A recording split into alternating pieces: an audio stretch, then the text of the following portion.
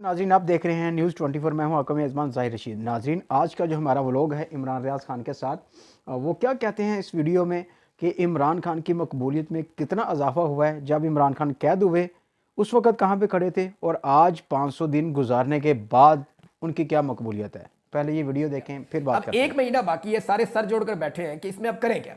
इसमें से हुकूमत को सिर्फ एक चीज मिल सकती है, सिर्फ एक बयानिया मिल सकता है, और वो भी लगड़ा बयानिया है, यानी वो भी इतना काम नहीं आएगा। एक कमजोर बयानिया ये मिल सकता है, हो सकता है इसे 5 या 10 साल के बाद इनके काम आ जाए, लेकिन कमजोर बयानिया ये जरूर मिल सकता है कि इमरान खान को छुड़ाने के लिए अमेरिकन ने रब्ता किया था। हालांकि इमरान खान को पकड़ने के लिए भी अमेरिकन ने जो कुछ किया था बाकायदा साइफर आ चुका है, और वो अंदर खाते हो रहा था जो भी हो रहा था। यहां अमेरिकन जो बात कर रहे हैं ओपनली कर रहे हैं, सोशल मीडिया पे कर रहे हैं, सारी दुनिया पढ़ दे, कोई फर्क नहीं पड़ता। मामला ह्यूमन राइट्स का, कोई रजीम चेंज नहीं वो पाकिस्तान में करवा रहे। वो पाकिस्तान में कह रहे हैं फ्री एंड फेयर इलेक्शन करवा दो, अगर वो कहेंगे तो मैक्सिमम ये कहेंगे। वो ये कह रहे हैं कि इमरान खान को इंसाफ दे दो, गैर कानूनी तौर पर उसको जेल में रखा हुआ। सारे ओवरसीज पाकिस्तानी ये रोजाना कहते हैं, इनका मुतालबा ही एक है कि फ्री इमरान खान, और वो टॉप ट्रेंड भी कर रहा है तब से लेकर अब तक। अब इंतजामिया को और एस्टेब्लिशमेंट को मसला ये है कि पाकिस्तानी हुकूमत के जो बड़े नाम हैं उन्हें और एस्टेब्लिशमेंट के जो बड़े लोग हैं उन्हें ये प्रॉब्लम पेश आ सकती है डोनाल्ड ट्रंप के दौर में कि उनके ऊपर पाबंदियां लग जाएं। देखिए, पाकिस्तान के ऊपर तो पाबंदियां अमेरिका लगाए ये तो कोई भी नहीं चाहेगा, और ना पाकिस्तान के ऊपर पाबंदियों की कोई हमायत करेगा। इससे अमेरिका के खिलाफ मुखालफत में पाकिस्तान के अंदर इजाफा हो जाएगा, और पाकिस्तान तरीके इंसाफ और पाकिस्तान के जो ओवरसीज हैं वो सारे भी अमेरिकन गवर्नमेंट को ये इन्फ्लुएंस करेंगे कि आप पाकिस्तान पर पाबंदी ना लगाएं। और उन्होंने मुतालबा भी यही किया है कि अगर आपने पाबंदी लगानी है तो जो लोग जुल्म सितम कर रहे हैं, जो लोग इंसानी हकूक की खिलाफ वर्जियां कर रहे हैं, जो लोग जमहूरियत को और आज़ादी इजहार राय को नुकसान पहुंचा रहे हैं, आप उन पर पाबंदियां लगा दें। और यही उनसे मुतालबात किए जाते हैं ओवरसीज की जानिब से। तो अगर ये पाबंदियां लग जाती हैं तो डोनाल्ड ट्रंप के दौर में बहुत मुमकिन है कि पाकिस्तानी हुकूमत के बहुत सारे लोग और पाकिस्तान की एस्टेब्लिशमेंट के लोग अपने वीज़ों के लिए, अपनी ट्रैवलिंग के लिए, इनके ऊपर ट्रैवलिंग के बैन लग जाएं, इनके ऊपर वीज़ाज के बैन लग जाएं, इनके ऊपर जो है इनके एसेट्स के ऊपर बैन लग जाएं, एसेट्स इनके सीज कर दिए जाएं। तो ये बहुत सारी चीज़ें हो सकती हैं, तो उन लोगों को बहुत प्रॉब्लम हो जाएगा। अब इसके ऊपर सर जोड़कर बैठे हैं कि करें क्या। पीछे रह गया एक महीना। अब एक महीने में इमरान खान को चाहे डरा के, चाहे धमका के, चाहे प्यार से, चाहे पांव पकड़ के, चाहे मना के, कुछ ना कुछ करके इन्होंने मैनेज करना है। और अगर ये एक महीना भी गुजर जाता है तो फिर उसके बाद जो कॉन्सिक्वेंसेज हैं वो मेरी अंडरस्टैंडिंग के मुताबिक पाकिस्तान पे नहीं होंगे, वो शख्सियात के ऊपर होंगे। क्योंकि अमेरिका ने भी इस बात को अंडरस्टैंड किया है कि पाकिस्तान में इस वक्त जो कुछ भी हो रहा है वो शख्सियात की वजह से हो रहा है, वो ख्वाहिशात की वजह से हो रहा है। और पाकिस्तान या पाकिस्तान की रियासत इसके अंदर उस तरह इन्वॉल्व नहीं है। ये चंद लोगों की बंद कमरे में बैठ के जो ख्वाहिशात हैं उन्होंने पाकिस्तान को यहां तक पहुंचाया है, और उन्हीं ख्वाहिशात की तकमील में पूरे पाकिस्तान के वसाइल इस्तेमाल किए जा रहे हैं यरगमाल बनाते हुए। तो ये है जनाब, इसको देखते हुए इस वक्त इस हुकूमत को बहुत ज़्यादा परेशानी है कि हमने इन मामलों से निपटना कैसे है। जियो न्यूज़ की जो रिपोर्टिंग जिसने मसला डाल दिया था उसके ऊपर एक चीज़ और हुई है, और ये एक नई डेवलपमेंट है और बड़ी इंटरेस्टिंग डेवलपमेंट है। इस डेवलपमेंट में हुआ यह है कि रायन ग्रिम जो लिखते हैं, राइटर हैं, थोड़े दिन पहले भी इनकी खबर का मैंने हवाला दिया था, इन्होंने ये पॉइंट आउट किया कि जनाब जियो को तो अमेरिका की एड मिलती है, जंग ग्रुप और जियो ग्रुप को तो अमेरिका पैसे देता है यूएस एड के जुमरे में या दीगर चीज़ों के जुमरे में, या कोई इश्तिहार कोई कंपेन मिल जाती हैं, तो ये तो पैसा कमाते हैं अमेरिका से। तो इस पे जो है वो रिचर्ड ग्रेनल ने ये लिखा कि नॉट फॉर लॉन्ग, अब ये नहीं होगा। यानी जंग ग्रुप जो पैसा अमेरिका से बनाता था वो पैसा बनना भी बंद हो जाएगा, या वो पैसा अब जंग ग्रुप को नहीं मिलेगा।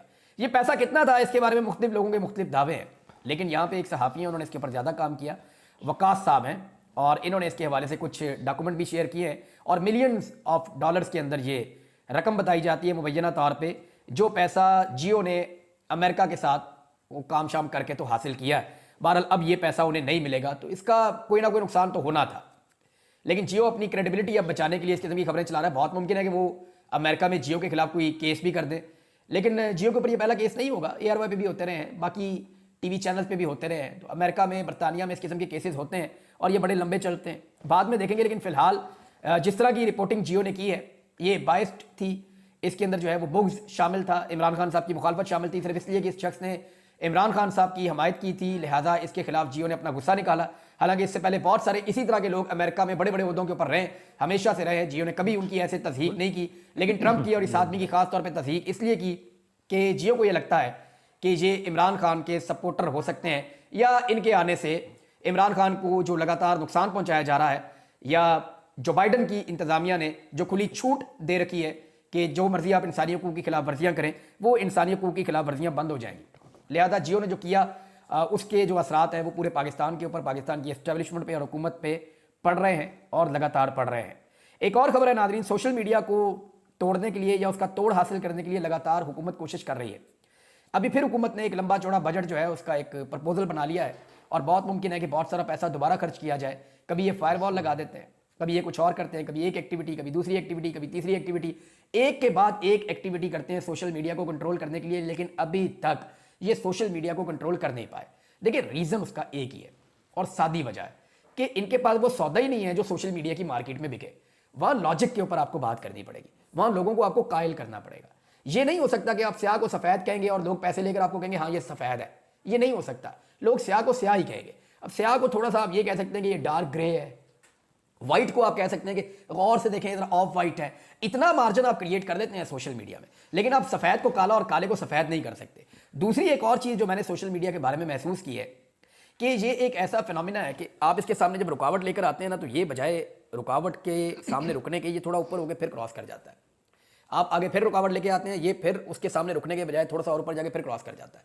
तो होता यह है कि सोशल मीडिया को जितना आप ताकत के साथ रोकते हैं, ये उतना ऊपर ऊपर ऊपर ऊपर फ्लाई करता है और ये आपसे ताकतवर होता जाता है।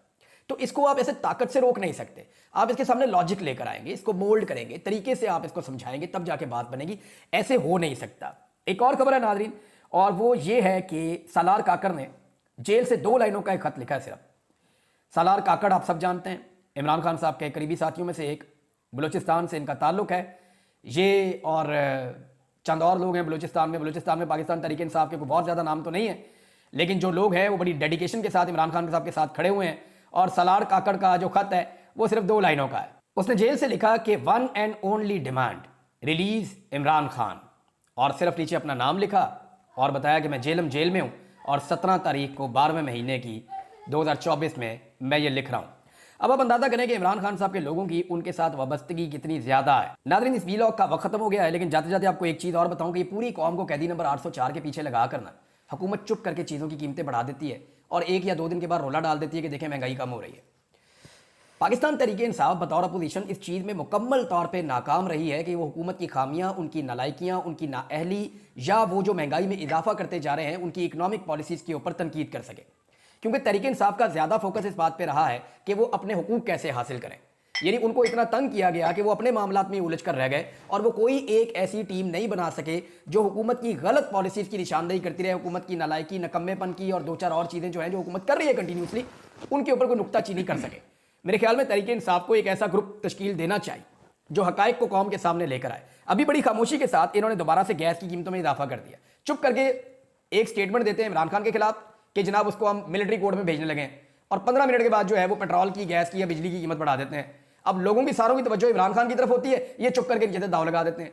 ये रोजाना का इन्होंने वतीरा बनाया हुआ है और 2 दिन के बाद स्टेटमेंट जारी करते हैं, देखें जी अब मईशत ठीक कर रहे हैं और महंगाई बहुत कम हो गई। पाकिस्तान का हर आदमी इनको झोलियां उठा के बदवाएं देता है कि यार खुदा का खौफ करो, अभी तुमने महंगाई बढ़ाई, अब तुम कह रहे हो कम हो गई। कैसे कम हो गई है? ये महंगाई ऐसे बढ़ाते हैं दाव लगा के, और अपोजिशन इसके अंदर कोई मौसर किरदार बदकिस्मती से अभी तक अदा नहीं कर पा रही। अब तक इतनी, अपना ख्याल रखिएगा, अपने चैनल का भी।